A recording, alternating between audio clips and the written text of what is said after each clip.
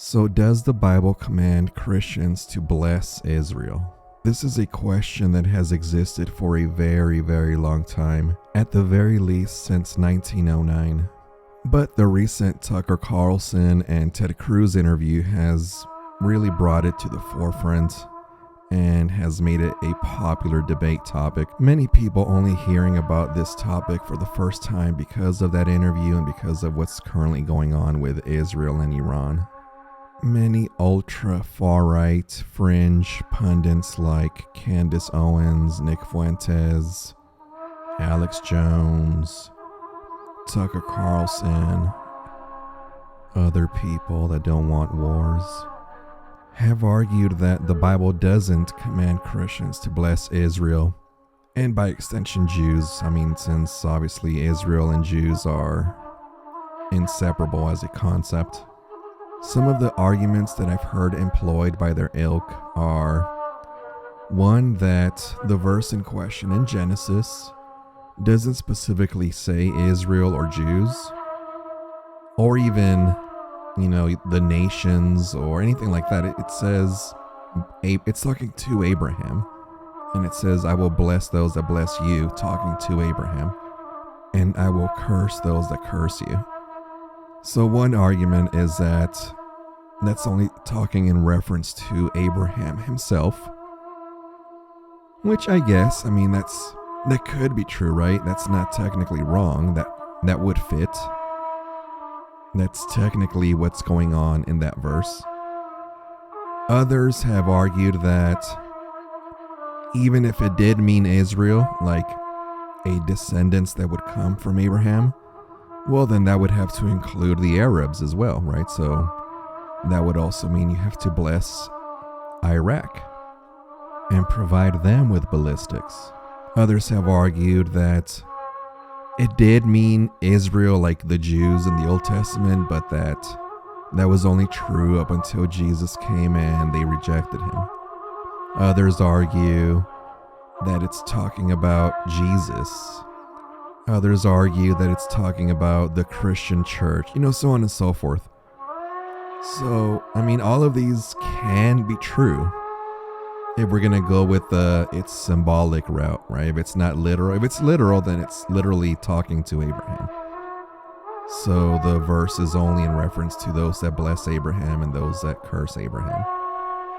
But even if you're going to go into its open-ended route, well then, it's just your opinion what it might mean.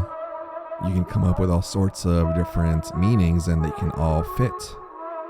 However, since there are Christians that do think that's in reference to Jews and that it's talking about Abraham's descendants, well then it is a valid argument to argue, well then that must also apply to Iraq then. So that's something noteworthy there that should be mentioned. In case you didn't know, the Bible claims that Abraham also fathered the Arabs. What if I told you that there was another section in the Bible that just puts this entire matter to rest?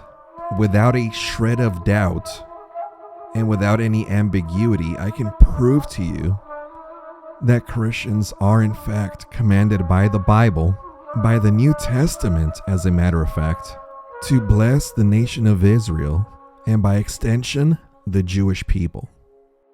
Let us open up our Bibles to Matthew 5:43. And this is Jesus speaking. You have heard that it was said, you shall love your neighbor and hate your enemy. But I say to you, love your enemies. Bless those who curse you. Do good to those who hate you, and pray for those who spitefully use you and persecute you.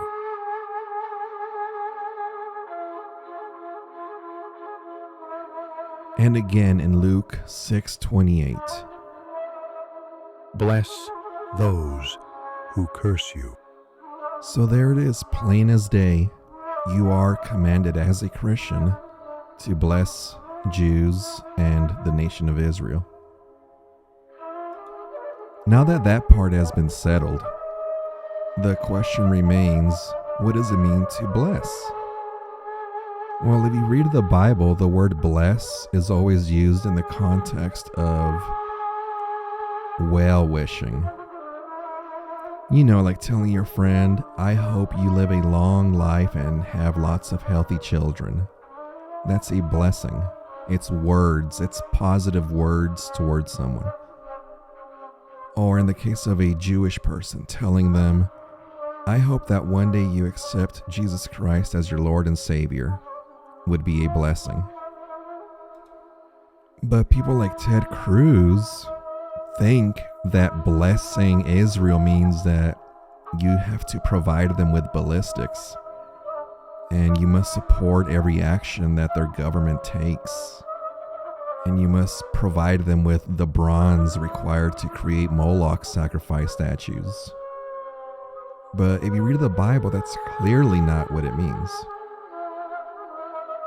Or is it? It's probably not what it means.